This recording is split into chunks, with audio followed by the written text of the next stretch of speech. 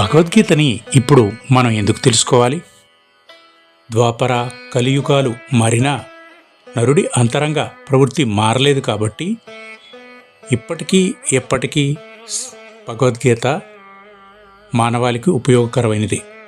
మానవాళి వేల సంవత్సరాలుగా మానవాళిని ఈ గీతాజ్యోతి వెలిగిస్తూనే ఉంది, జీవితాన్ని వెలిగిస్తూనే ఉంది. ఎక్కడ మెట్ట వేదాంతం లేదు, కాస్తైనా పలాయనవాదం లేదు, కాస్తంతైనా పలాయనవాదం కనిపించదు. భాష శైలి సూటిగా స్పష్టంగా సుత్తి లేకుండా ఉంటాయి. కర్మణ్యే వాధికారస్తే మా ఫలేషు కదాచన. కర్మ చేయటం వరకే నీ పని, ఫలితం సంగతి నాకు వదిలే అంటూ శ్రీకృష్ణ భగవంతుడు భక్తులకు భరోసా ఇచ్చాడు. కర్మఫలాన్ని ఆశించకుండా కర్తవ్యాన్ని ఆచరించడమే నిజమైన భక్తుడి లక్షణమని చెప్పారు. కాషాయం కట్టాల్సిన పని లేదు, కమండలం ధరించాల్సిన అవసరమూ లేదు. ఉద్యోగం చేస్తూనే, వృత్తి ధర్మాన్ని నెరవేరుస్తూనే, వ్యాపారాన్ని నిర్వహిస్తూనే మనిషి ఎలా ఉన్నతంగా బతకవచ్చో భగవద్గీత తెలియజేస్తుంది. తం తిత్వక్ష్య భారత ఊర్మి గుణమే తితక్ష. అతిపత్తి ఆకులాగా మరీ సున్నితంగా ఉండటం ధీరుల లక్షణం కాదని హెచ్చరిస్తాడు.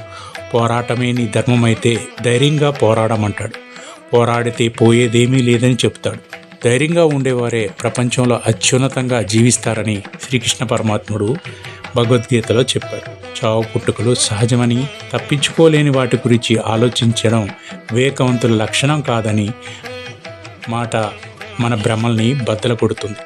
ముసలి సింహం గుహలో నోరు తెరుచుకున్న కూర్చున్నంత మాత్రాన ఏ జంతువు దాని నోటి దాకా రాదు. అడవికి వెళ్ళాలి, వెంటాడి వేటాడాలి, ఆ శ్రమ ఫలితాన్ని అనుభవించాలి. ఇంతకంటే వికాస సూత్రం ఉంటుందా? మనసును జయించిన వాడే ప్రపంచాన్ని జయిస్తాడనేది ఉపనిషత్ వాక్యం. సుఖ దుఃఖే సమే కృత్వా. సుఖంలోనూ దుఃఖంలోనూ, లాభంలోనూ నష్టంలోనూ, జయంలోనూ అపజయంలోనూ ధైర్యంగా స్థిరంగా ఉండటమే విజయమని ఘంటాపథంగా చెప్పాడు. ఇంతకు మించిన ఆత్మవిశ్వాసం ఏ గ్రంథమైనా కల్పిస్తుందా? ఇంతకు మించిన వ్యక్తిత్వ వికాస గ్రంథం మరే పుస్తకంకైనా ఉందా? అందుకే భగవద్గీత యుగ యుగాలుగా అద్భుత గ్రంథంగా బాసిల్లుతుంది. ప్రపంచంలో అందరి నోట ఈ గ్రంథానికి అంత ప్రత్యేకత రావటానికి ఇదే కారణం. ప్రతి మనిషిలోనూ నరనారాయణులుంటారు. ఎత్ర యోగేశ్వర కృష్ణ ఎత్ర పార్థో ధనుర్ధర తత్ర శ్రీ రిజ్వయో భూతి ధ్రువా నీతిర్మర్మ. యోగేశ్వరుడైన కృష్ణుడు ఉన్నతమైన ఆలోచనలకు ప్రతీక. విల్లుంబులు ధరించిన అర్జునుడు తిరుగులేని ఆచరణకు తార్కాన్. ఆలోచన ఆచరణ సమపాలలో ఉన్నవారికే విజయం సిద్ధిస్తుంది. అది కురుక్షేత్రమైనా కావచ్చు, కార్యక్షేత్రమైనా కావచ్చు. గీతను పారాయణం చేస్తే పుణ్యం దక్కుతుందనో, భగవద్గీతకు రోజు దండం పెట్టుకుంటే స్వర్గం ప్రాప్తిస్తుందనో, 100 ప్రతులు దానం చేస్తే 1000 ప్రతులు ముద్రిస్తేనో సర్వ పాపాలు నశించిపోతాయనో గీతకారుడు ఎక్కడా చెప్పలేదు. ఈ తరహా నిష్క్రియ పర్వాన్ని భగవంతుడు ప్రోత్సహించడు. గీత అనుష్ఠాన వేదం, ఆచరించిన వారికి అమృతతత్వం. శ్రీకృష్ణ భగవానుడు తనని పూజించమని ఎక్కడా చెప్పలేదు, ఈ తత్వాన్ని ఆచరించమని మాత్రమే చెప్పాడు. ఇది భగవద్గీత. భగవద్గీతలో ఓం పార్థాయ ప్రతిబోధితాం భగవతా నారాయణేన స్వయం వ్యాసేన గ్రథితాం పురాణం ఇనా మధ్యే మహాభారతం అద్వైతామృతవర్షిణీం అష్టాద సాధ్యాయనీం అంబా త్యామ సందనామి భగవద్గీతే భవద్వేషిణీం అని కీర్తిస్తుంది గీతా ధ్యాన శ్లోకం. నారాయణుడు అర్జునుడికి బోధించిన 18 అధ్యాయాల భగవద్గీత మనిషిలోని అల్ప ప్రవృత్తిని, భవరోగాల్ని నాశనం చేస్తుంది. మహాభారతంలోని భీష్మ పర్వంలో వేదవ్యాసుల వారు దీనిని అద్భుతంగా కూర్చారనేది దీని భావం.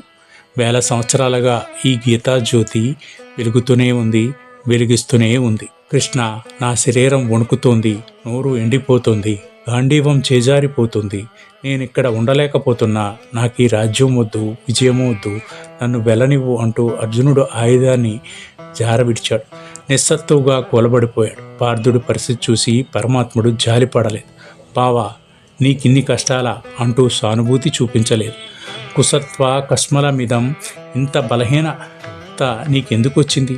బుద్ధిమంతులు చేసే పనేనా ఇది అంటూ సుతుమెత్తగా మందలించాడు. 700 శ్లోకాలతో భ్రమల్ని తొలగించాడు, భయాల్ని పారదోలాడు, కర్మయోగ రహస్యాల్ని వివరించాడు. ఈ మహోపదేశమే భగవద్గీత. ఆ సత్కార్యానికి అంకురార్పణ జరిగిన రోజే గీతా జయంతి. ఇది మార్గశిర శుద్ధ ఏకాదశి రోజున సంభవిస్తుంది. మహాభారత కాల నిర్ణయంలాగానే గీతోపదేశ సమయం విషయంలోనూ భిన్నాభిప్రాయాలున్నాయి. ఈ చర్చోపచర్చలను పండితులకు వదిలిపెట్టేసి ఈ ప్రత్యేక సందర్భంలో మనం గీతా మహత్యాన్ని అర్థం చేసుకుంటే, ఈ గీతా రహస్యాన్ని తెలుసుకుంటే, ఈ గీతామృతాన్ని ఆస్వాదిస్తే మనకి జీవితం ఆనందమయమవుతుంది. జీవితంలో విజయాలు సాధించాలంటే భగవద్గీత నుంచి శ్రీకృష్ణుడు ఉపదేశించిన ఎన్నో అద్భుత విషయాల్ని మనం గుర్తు తెచ్చుకోవాలి. అడుగడుగునా శ్రీకృష్ణుడు నింపిన స్ఫూర్తిని మన మదిలో స్థిరపరుచుకోవాలి. అప్పుడే మన జీవితంలో అద్భుతాలు సుసాధ్యం అవుతాయి. శ్రీకృష్ణుడు అందించిన ఈ భగవద్గీత ప్రపంచ మానవాళి ఉపయోగించుకుంటున్న మనం మాత్రం దీన్ని పవిత్రంగానే చూస్తున్నాం.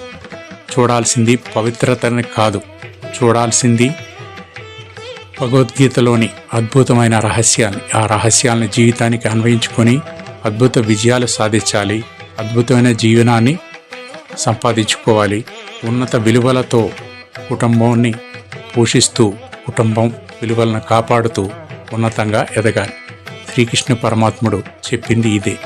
ఇది ఆచరిస్తే మన జీవితం నందనవనం అవుతుంది. ప్రతి ఒక్కరూ ఈ అంశాన్ని గుర్తించి భగవద్గీతను ద్వారా ఎలా విజయం సాధించాలి, భగవద్గీత ద్వారా ఎలా ఆధ్యాత్మికతను పెంపొందించుకోవాలి, భగవద్గీత ద్వారా ఎలా మహోన్నతంగా ఎదగాలి, భగవద్గీత ద్వారా ఎలా నైరాశ్యాన్ని తొలగించుకోవాలి, భగవద్గీత ద్వారా ఎలా అద్భుతాలు సాధించాలి తెలుసుకొని ఉన్నతంగా జీవించాలి. ఇది భగవద్గీత గీతా జయంతి రోజు ఇచ్చిన సందేశం. ఇలాంటి మరెన్నో వీడియోల కోసం చూస్తూనే ఉండండి భక్తి9 ఛానల్. భక్తి9 ఛానల్ ఎప్పటికప్పుడు కొత్త విషయాల్ని అందిస్తుంది. గీతా జయంతి సందర్భంగా ఇక నుంచి ప్రతివారం గీతలోని అద్భుతమైన రహస్యాల్ని ప్రేక్షకులకు అందిస్తుంది. తప్పనిసరిగా బెల్ ఐకాన్ క్లిక్ చేసుకొని భక్తి9 ఛానల్ని సబ్స్క్రైబ్ చేసుకోండి. మా వీడియోల్ని ఆదరిస్తున్న మీ అందరికీ ప్రత్యేక ధన్యవాదాలు.